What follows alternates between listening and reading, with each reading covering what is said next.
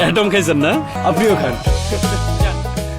Chewing gum নিয়ে traffic আইন অমান্যকারীকে ছেড়ে দিল পুলিশ। প্রাণ আরএফএলের চুইংগাম ব্র্যান্ড অ্যাটম গামের বিজ্ঞাপনে প্রদর্শিত হয়েছে এমন চিত্র, যেখানে স্পষ্ট দেখা যায় চালক ও আরোহী হেলমেট না পরেই মোটরসাইকেল চালাচ্ছিলেন এবং পুলিশ তা দেখে এ বিষয়ে আইনি ব্যবস্থা গ্রহণ করেনি। এমন ঘটনায় তৈরি হয়েছে সমালোচনা।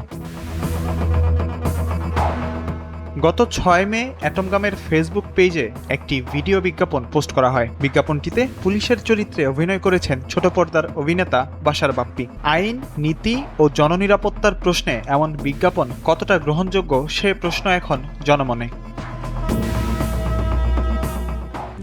RICL TMX, যুগের পর যুগ স্থাপনা থাকে মজবুত। জাতীয় সম্প্রচার নীতিমালা ২০১৪ সম্প্রচারের ক্ষেত্রে অন্যান্য বিবেচ্য বিষয় অধ্যায়ে স্পষ্ট বলা রয়েছে, বিজ্ঞাপনে আইন শৃঙ্খলা রক্ষাকারী বাহিনীর পেশাগত ভাবমূর্তি বিনষ্ট করতে পারে এমন কোনো দৃশ্য প্রদর্শন কিংবা বক্তব্য প্রচার করা যাবে না। অথচ প্রাণ আরএফএলের চুইংগাম ব্র্যান্ড অ্যাটম গামের এই বিজ্ঞাপনে পুলিশি কর্মকাণ্ডকে প্রশ্নবিদ্ধ করা হয়েছে। সুপ্রিম কোর্টের আইনজীবী রাশিদা চৌধুরী নীলু জানান, কোনো বাণিজ্যিক বিজ্ঞাপনে হেলমেটবিহীন মোটরসাইকেল আরোহীকে উৎসাহিত করে চুইংগাম বিনিময় করার দৃশ্য আইনের দৃষ্টিতে ও সামাজিক প্রেক্ষাপটে অত্যন্ত দায়িত্বহীন ও উদ্বেগজনক। বিজ্ঞাপনটিতে পুলিশের চরিত্রকে এমনভাবে উপস্থাপন করা হয়েছে যা সাধারণ মানুষের মনে আইন প্রয়োগকারী সংস্থার নিরপেক্ষতা ও পেশাগত সততা সম্পর্কে বিভ্রান্তিকর ধারণা সৃষ্টি করতে পারে বলেও জানান এই আইনজীবী।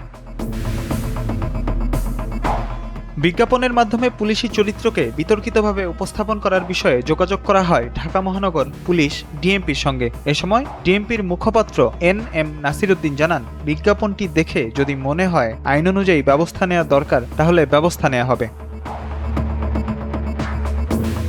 এ বিষয়ে জানতে চাইলে প্রাণ আরএফএল গ্রুপের জনসংযোগ বিভাগের উপমহাব্যবস্থাপক তৌহিদ জামান বলেন, দায়িত্বশীলদের সঙ্গে যোগাযোগ করে জানাতে পারবেন তিনি। অ্যাটম খাইছেন না, আপনিও খান।